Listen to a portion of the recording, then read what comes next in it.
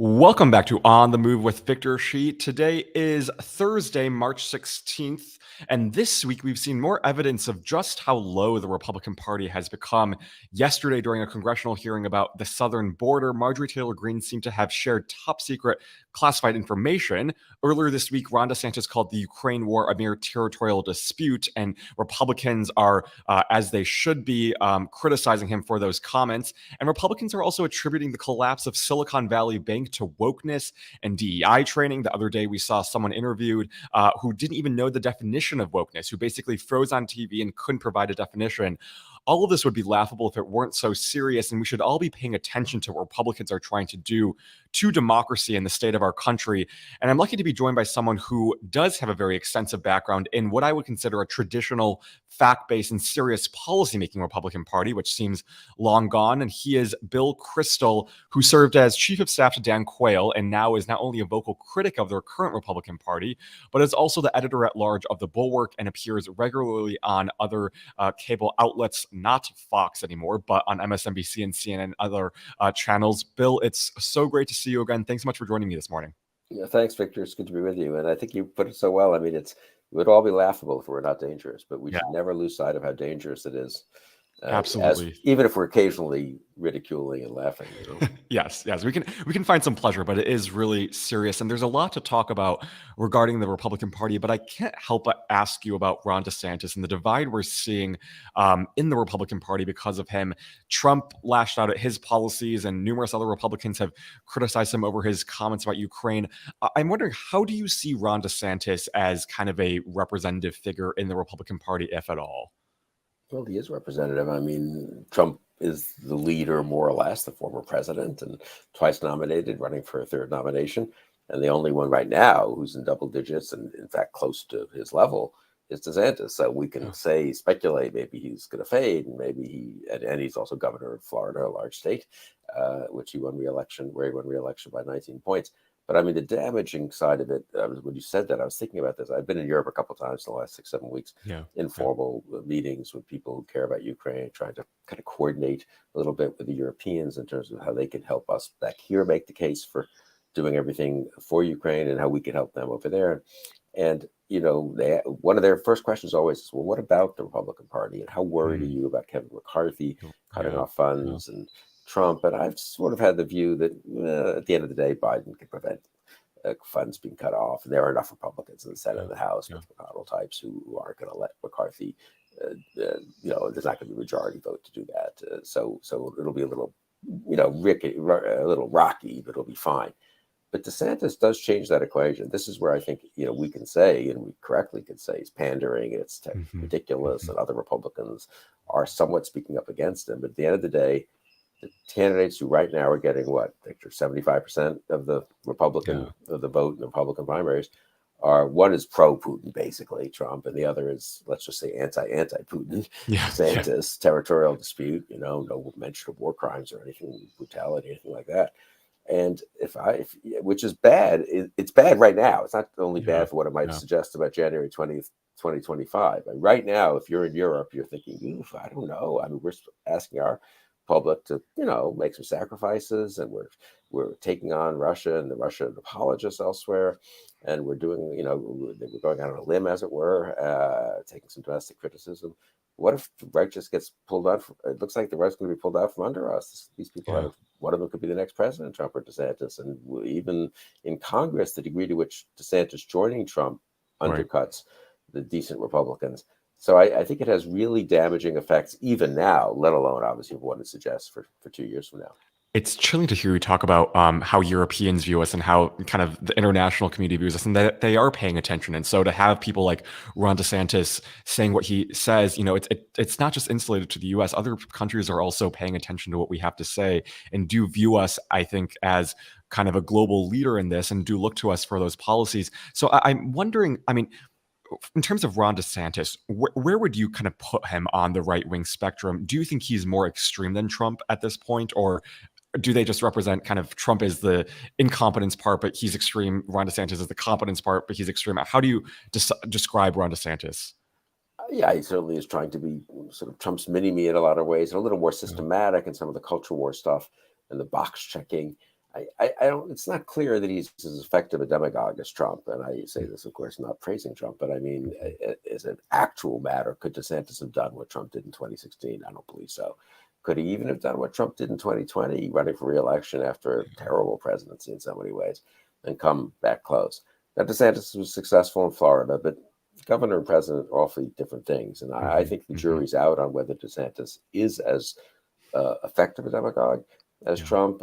Could he be as dangerous? Yes. Right now, I still think Trump is the more dangerous figure. I mean, just, you've thought about this a lot, Victor. I mean, do the thought experiment. What does the world look like if Trump wins on November? Yeah. What is election day 2024? I don't even know, November 6th, November 8th, something like that. What is that?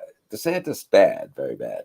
Trump, just catastrophic almost, Yes. So I think it makes sense to be a little more focused on Trump, but look at it. There was a possibility DeSantis could have ended up sounding more like Mike Pompeo, let's just say, or Mike Pence, neither of whom I'm a big fan of, trust me. But, responsible on January 6th, mostly. Responsible on Ukraine, mostly. Not bad, on my point of view, on a lot of issues and much more cultural war stuff than is needed, but not really going overboard. I mean, Ron DeSantis is the co-front runner, let's say, for the Republican presidential nomination. And he literally said Sunday morning, as the Silicon Valley Bank, issue was exploding. So it was his first reaction. Well, that's what happens when you have wokeness and DEI, at a major institution. It's so stupid. It's so juvenile. It's worse than Trump, incidentally, in that respect, right? I mean, Trump just said, Biden's policies are causing this. Biden's horrible. It was more standard kind of just silly political rhetoric. But for Trump, DeSantis to say that, I mean, betrays a kind of shallowness and opportunism and just total disregard for any facts that it does make one very worried. Yeah. When I heard that, it was shocking to me. I mean, and Ron DeSantis was one of the people in the Republican Party who was really able to hijack those words like wokeness and CRT and DEI. And the other day we saw this. I think I forgot her name. Bethany Mandel, I think was her name. She was doing an interview with a liberal person, and basically she froze on TV trying to explain what wokeness means, and she couldn't provide a definition. And as a Republican, I mean, how do you view the hijacking of these type of words? What is the end goal with trying to twist? I mean, CRT is something that you learn in law school. Wokeness, I mean, most people my age don't really know what that actually means. It's just having a basic sense of empathy. DEI is just a standard practice you have. But what are they trying to do in terms of hijacking these words? Is there some sort of end goal here, do you think? Yeah, political power and using terms that are, as you sort of said, a little unclear or not that well known, or have some negative connotations. Maybe some of them deserved, incidentally, if people go overboard on that stuff, and using those to demonize opponents, to marginalize certain groups. We shouldn't kid ourselves that there isn't a lot of racial and other kinds of bigotry mixed in with this. It's an accident. The critical race theory was the first one of these in a way to get used in this way. And wokeness has maybe a little bit of that racial overtones, I'd say, in the attack on it. But so I think I'm not really a Republican anymore, so I can't speak for anyone much here except for myself, I guess.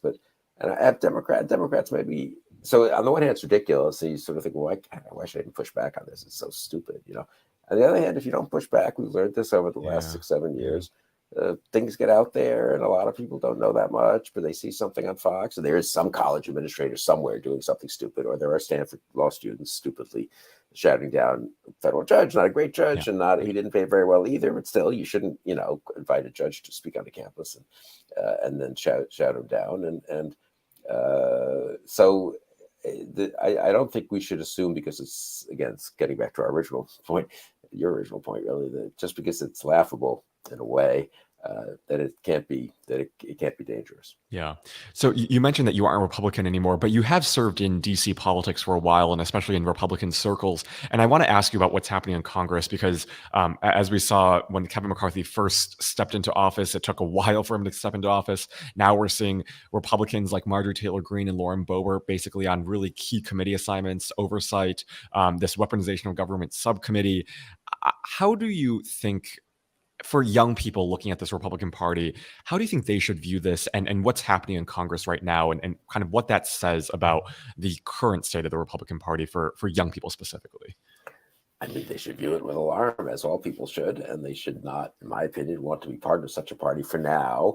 I Mhm. don't think when you're 20 years old, you have to make up your mind about what you're going to be when you're 30 or even Yeah. 25, let alone 40 or 50. So, you're not making people always talk about it as if, you've got to choose one thing right now. And it might be 15 years from now, the Democratic Party will be full of people who need to be opposed, and the Republican Party or a new party will be healthy. So, but for now, this is not a party people should want to be part of. I think it's not a party that you should kid yourself that I'm sort of more responsible and I can steer them in a better direction. That could Mm. happen in individual cases. I don't object Mhm. to people voting Republican for a good local official. There are some around the country, or maybe even a good member of Congress. So that's harder, I think, because then you're voting in effect for Kevin McCarthy as Speaker, or for Republicans controlling the Senate.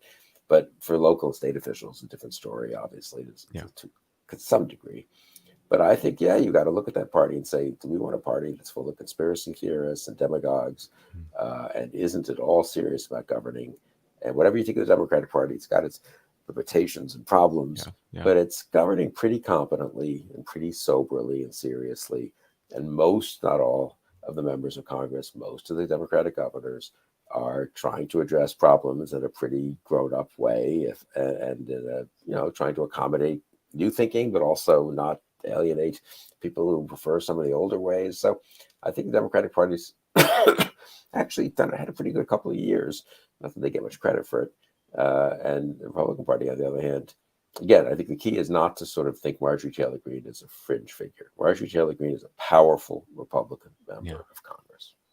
So how do we get that message across to I'm almost I mean it seems so hard to reach those Tucker Carlson, Sean Hannity, diehard Trump supporters, but how do we talk to independents? How do we get into their psyche and make them understand this Republican Party? Because I have a couple of friends even here at UCLA who are more conservative, and they still believe in the Republican Party and they feel like it can go back to what it once was. But how do you get them to realize, the urgency and the kind of stakes of supporting the Republican Party right now?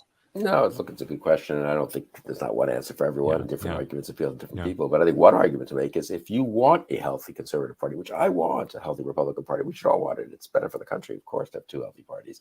You might disagree a lot with one of them, but still reasonably healthy. The best thing you can do is defeat the current Republican Party. And that Mm. doesn't mean, again, they have to vote against every Republican anywhere. It doesn't mean they can't like some individual member of Congress who's doing his or her best to kind of stay away from the Marjorie Taylor Greene side. But at the end of the day, and they can't, if they want to vote in a Republican primary or California in a top two primary for a better Republican, I don't really object to that. But at the end of the day, MAGA needs to be defeated. You can't move beyond it until you Mhm. defeat it. And that's the big myth, I think, of a certain kind of moderate Republican who feels like, well, I can go along with it. It's going to pass over. Trump's Yeah, fading. yeah, DeSantis won't be that bad. And when do we say no? For now, at least, Trump isn't fading yeah, necessarily. He's only yeah. going to fade if he's defeated. He's not going to fade on his own. DeSantis is very bad. If you want to go help Asa Hutchinson in the Republican primaries, or even maybe some others, Sununu, that's fine. Actually, that's kind of important. I tried to do that in 2019-20. But don't kid Mhm, yourself. They're not going mhm. to be the nominees. So my personal advice would be, if you care about strong foreign policy, American leadership in the world, if you care about responsible pro-market policies, which involve making sure the banking system doesn't fail. If you do want to fight some of the excesses of wokeness and stuff, you're much better off being a moderate Democrat at this point than Mhm. being attempting to save in the short term, or attempting to influence in the short term a Republican Party that's not interested in being influenced Yeah. by people like your young friends. Very interesting. I really do hope, like you said, the Republican Party does go back to what it once was, because it's that two-party system that makes democracy strong. The one last topic I want to talk to you about before I let you go is 2024 is approaching very quickly. We're seeing Republicans, Nikki Haley, Donald Trump. We'll see about Ron DeSantis running on that side, but Joe Biden hasn't announced his candidacy yet. But if he does, how do you think he should position himself as a candidate in 2024? What do you think he should emphasize to get the most number of votes?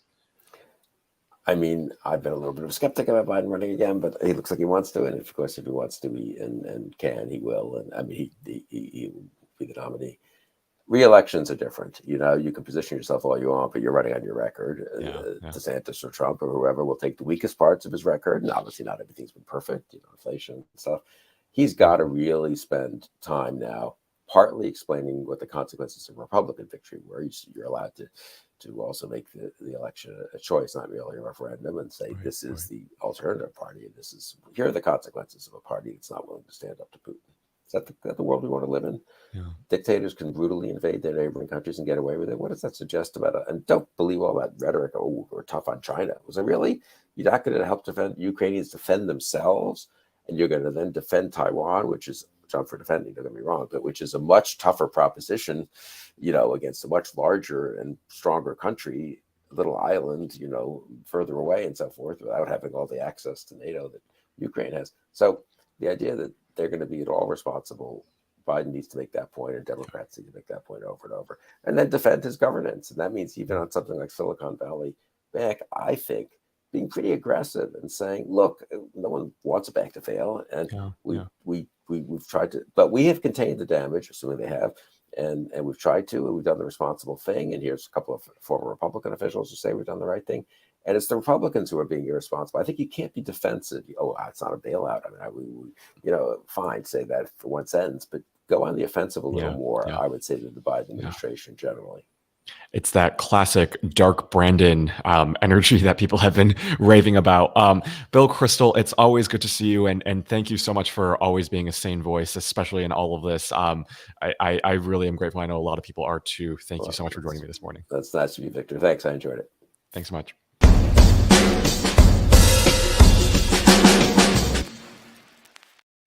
So like I said, Bill Kristol is a sane voice. He was once a very, very conservative person, was the chief of staff to Dan Quayle, has worked in Republican politics for a long time. So he understands this party. And I think when, especially when former Republicans start speaking out, I think we should all be listening and paying attention to just how alarming it is. And I think the one theme that kind of rung true through this is, there are so many absurd, crazy things that Republicans are saying right now. I mean, yesterday, Ben Shapiro even attacked free lunches in schools. I mean, it is really, really just crazy what Republicans are trying to do, and we all should be paying attention and be alarmed. We can't just laugh it off and pretend like, oh, well, that's just what Republicans are usually doing. No, we have to pay attention to this because it's serious, serious stuff. So I hope all of you enjoyed that episode with Bill Kristol. He's always a good voice. Just a couple of other things before I let you go, not too much. First is some exciting news out of New York, and this is maybe the moment that we've all been waiting for. Michael Cohen yesterday met with New York Manhattan prosecutors for the Stormy Daniels case, and Stormy Daniels and her attorneys met with prosecutors in the DA's office. So it's some really, really interesting news, and a lot of legal analysts have been saying that we could expect an indictment as soon as next week, based off of the timeline of things. So we'll see whether or not that happens. But like I've been saying over the past couple of weeks, I mean, who would have thought that Stormy Daniels, out of all people, would be the person who would take Donald Trump down? But it seems like she is, and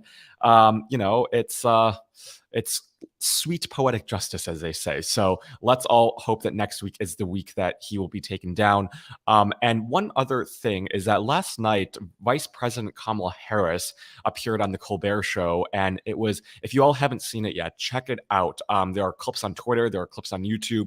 She did a really, really amazing job. She gets attacked a lot, I think partly because of her race, partly because of her gender, but she did an amazing job just defending her record, but also going after someone like Ron DeSantis. I haven't seen many people go after Ron DeSantis in the way that she did, and it was just a masterclass of how to deal with someone like Ron DeSantis. You tap into that international experience, you talk about what the rules and the expectations are on a world stage, and you say, just how irresponsible does someone have to be to say that what's happening in Ukraine is a mere territorial dispute? I mean, it's just insane. So I thought Kamala Harris did a really, really good job. And as Democrats, we should all be proud of Kamala Harris as our vice president. She's done, I think, a very good job with what she's been given. It's never easy as the first woman, nonetheless, the first Black woman as the vice president. And I think, we should all be lauding her up as someone who really is. I think at the end of the day, we all remember what she was like during those Senate confirmation hearings. I mean, she is willing to go at it, very, very effective in how she grills people.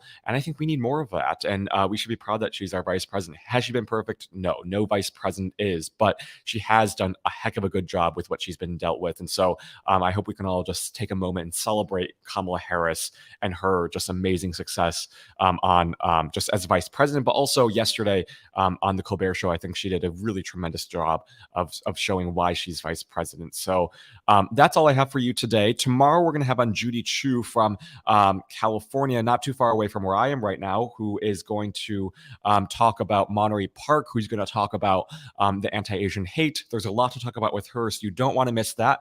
It'll be at 8 a.m. Pacific time, 11 a.m. Eastern time, right here on youtube.com/Politicon. You do not want to miss that. I will be back tomorrow. Be sure to like and subscribe to this channel so you don't miss an episode. Thanks so much for watching, and I will see you all tomorrow. Have a great rest of your Thursday.